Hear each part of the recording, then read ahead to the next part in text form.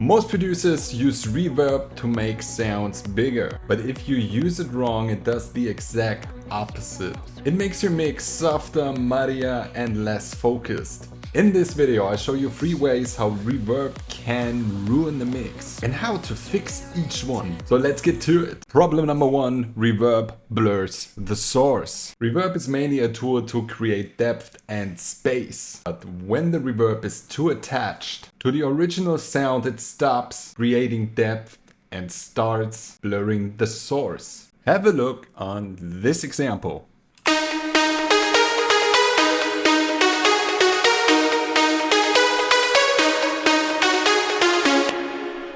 It sounds washed, unclear, and weirdly flat at the same time. The problem here is simple. The send amount is too high, as you can see in the mixer down here. And there's no pre-delay, and also the decay is too long. So instead of hearing the reverb as a space behind the sound, we hear it glued directly onto the sound itself. And that's why the source loses clarity and definition. So let's separate them. So I'm reducing the send amount. Then I'm adding some pre-delay, 20 milliseconds around that.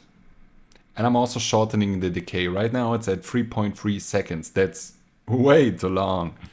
So let's reduce it to maybe 0.6. So very, very short. This is a lead sound. So we don't want the reverb that goes on like forever.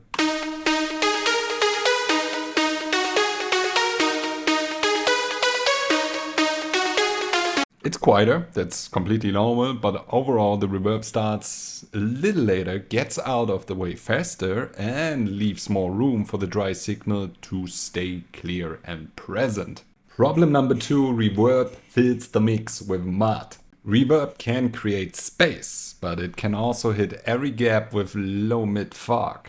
If too many sounds share the same reverb, things get messy very quickly. Listen to this.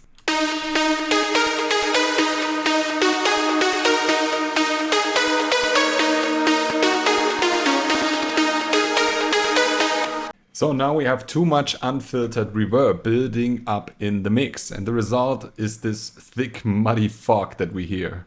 Remember, reverb is there to create depth, but if every sounds get pushed into the same space, you don't get depth, you get blur. So instead of treating every sound the same way, I use different reverb channels for different purposes. And just as important, I filter the return. This is underestimated a lot. So first let's start by routing the pad sound to a separate reverb channel. The step also has a complete other purpose, so I'm routing that one as well. And then on the main reverb we are using here for the lead sound, first of all, again, let's reduce the send amount. Then, very important, we set a high cut. Usually around 9K is very good, and a low cut at 500 Hz. And then we're pretty much safe. So I add a high pass and low pass filter directly on the reverb channel, so the reverb supports the mix without filling it up.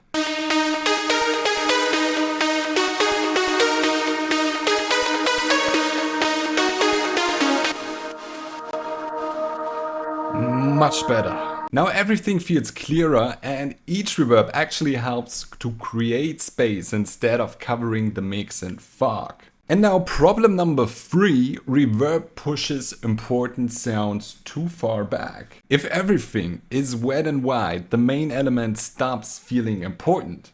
And if the reverb pushes the dry signal too far back, the mix loses focus.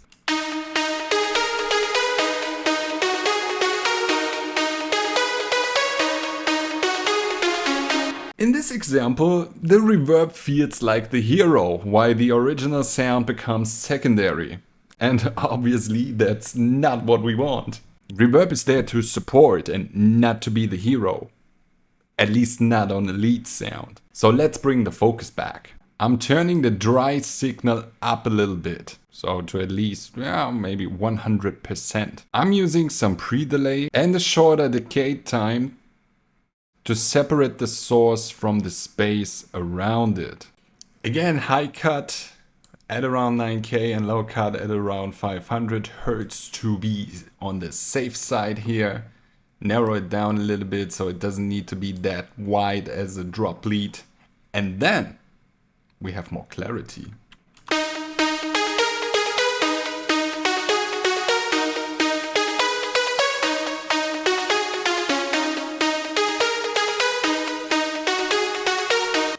Now the original sound feels present and important again, while the reverb adds emotional depth without taking over. Yes, reverb can make a sound feel more beautiful, bigger and also more atmospheric. But reverb is much more than that. That's why I don't think of reverb as mainly a beauty effect. I think of it as a depth tool. In other words, different sounds need different kinds of space, so different kinds of reverb. And that is why we use different reverb channels for different instruments. For example, leads usually need a tighter, more controlled reverb. Especially when it has this plucky structure. We don't want the reverb to wash out the whole mix or taking over when actually the dry melody should play. So I use pre-delay, first of all, to control the whole thing, then a short decay time, and I tame the return with a high and a low cut.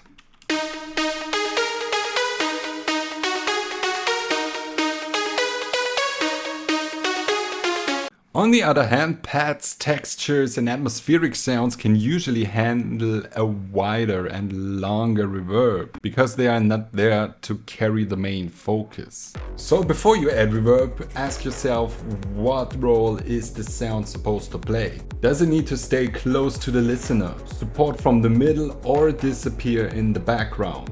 Those are all different kinds of reverb. So don't treat them as the same thing. Once you think about reverb this way, it stops being just an effect and starts becoming a real mixing decision. So the next time you use reverb, don't just ask yourself how to make the sound bigger or more beautiful. Ask yourself always, what role should it play in my mix? So if this helped you, please let me know in the comments which topic I should cover next in my videos. And if you want more videos on mixing, arrangement and electronic music production in general, subscribe to this channel and I see you in the next one.